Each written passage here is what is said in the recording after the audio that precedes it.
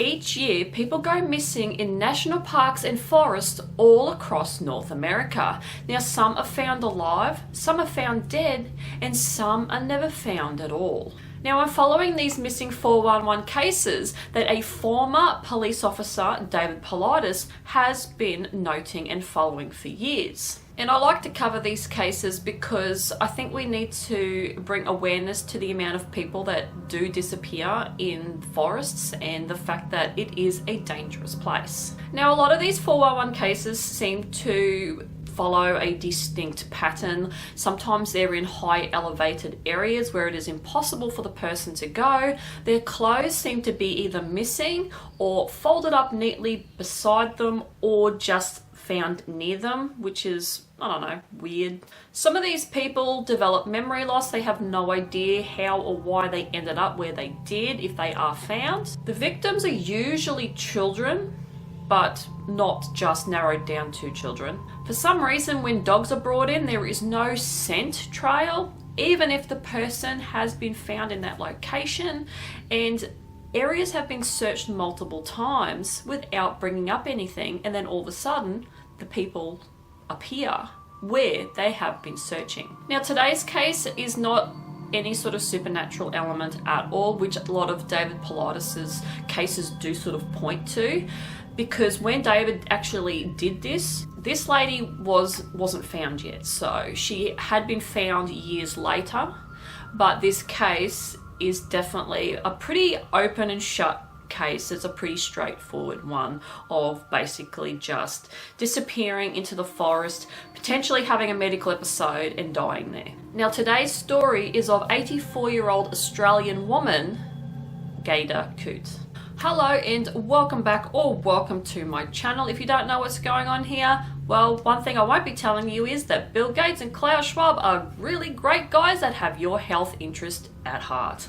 But I am a horror artist and I like to draw what I talk about in the videos. Now, I like to talk about scary facts, true crimes, scary stories, anything to do with conspiracies, paranormal, aliens, all that kind of good stuff, and I like to draw. So I like to combine all of that into these videos to hopefully bring you a unique experience.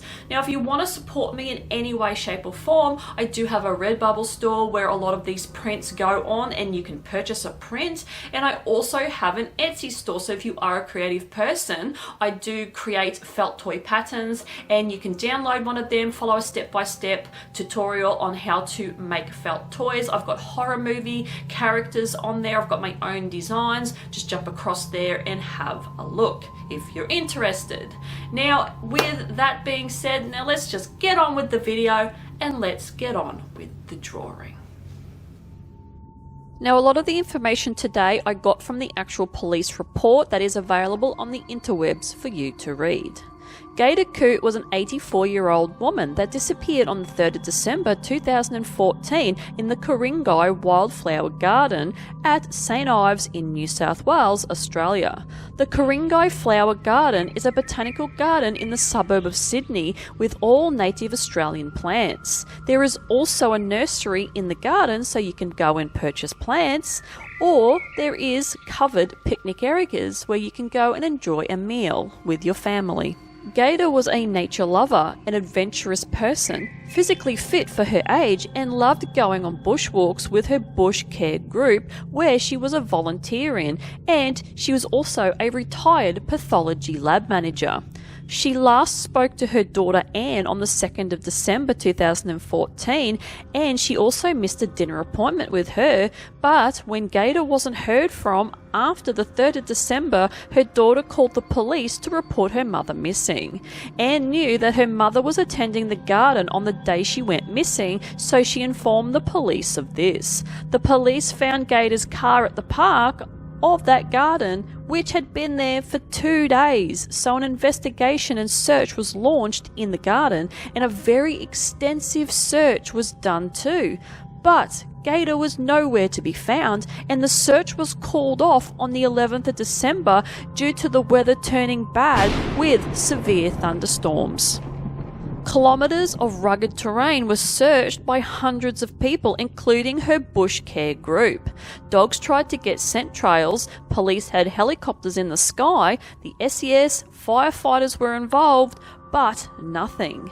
Even months after, police training units continued to search the garden, but still nothing. Because of the downpour of rain, they suspected that her body may have been washed away into another part of the garden that may be a little bit treacherous. On the 11th of March 2019, two people that were part of a local bushwalking group took a shortcut off the normal track because they were losing daylight in the Ku-Ring-Gai Garden, where they stumbled across skeletal remains. They ended up coming back to the garden on the 16th of March 2019 and retraced their steps to find the remains, in which they did, and then they called police.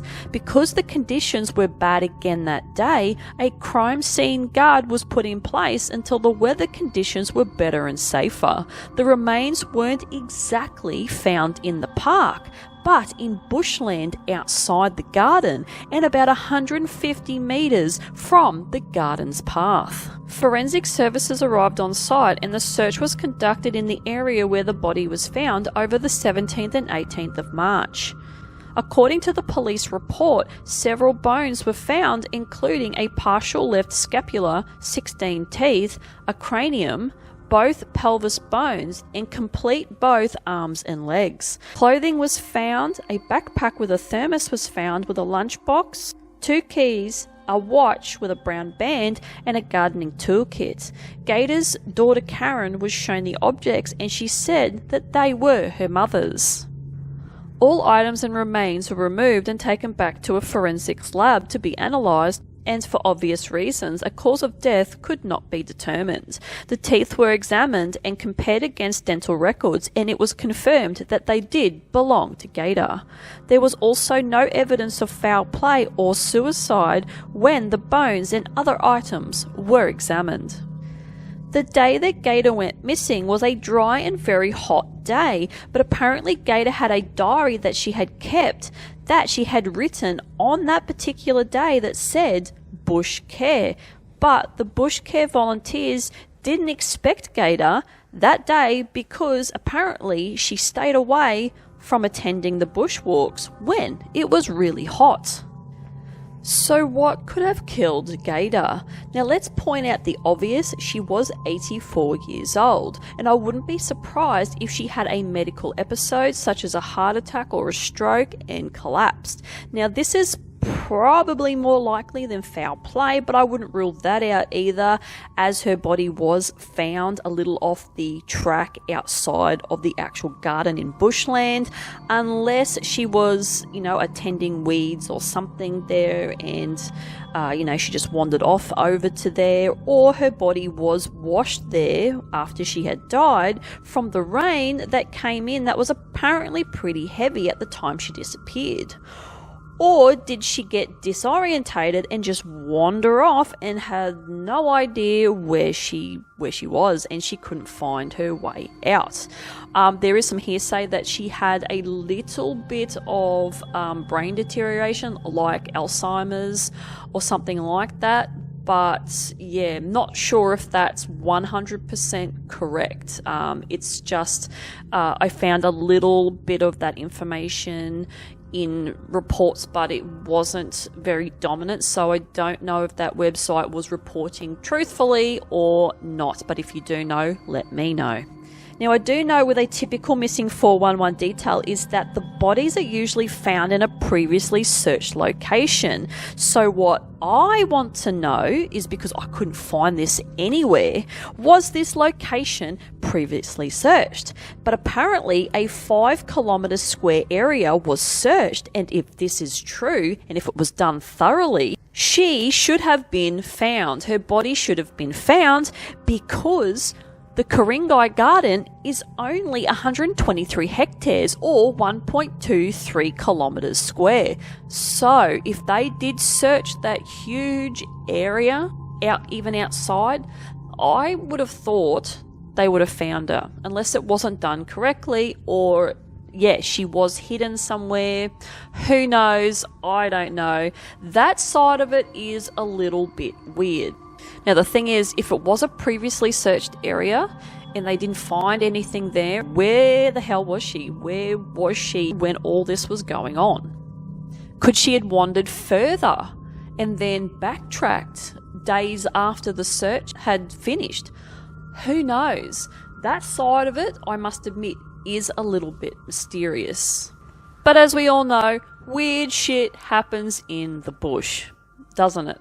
Go back and see cases of people disappearing into the wilderness. It is definitely a phenomena that is a little bit weird. But anyway, what do you think? Let me know your thoughts on this case in the comment section below, because I'd love to hear what your thoughts are and what you could come up with in regards to what happened to her.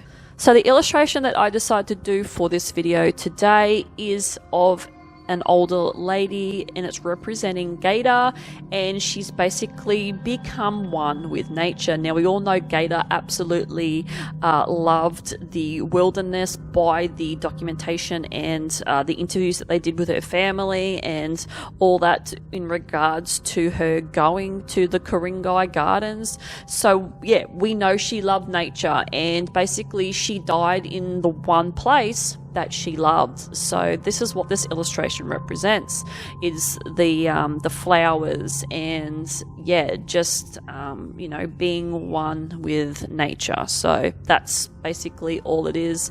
And yeah, I don't mind this illustration. It's quite a simple one, and I sort of tried to keep it that way, and sort of did some experimenting with this one because I'm not one for flowers, and yeah, I decided to tackle flowers in this. So yeah, hopefully I did that justice, because yeah, I actually find flowers are quite hard to draw, and they're not something that I do like to draw, so that's why you don't see any of that in my drawings.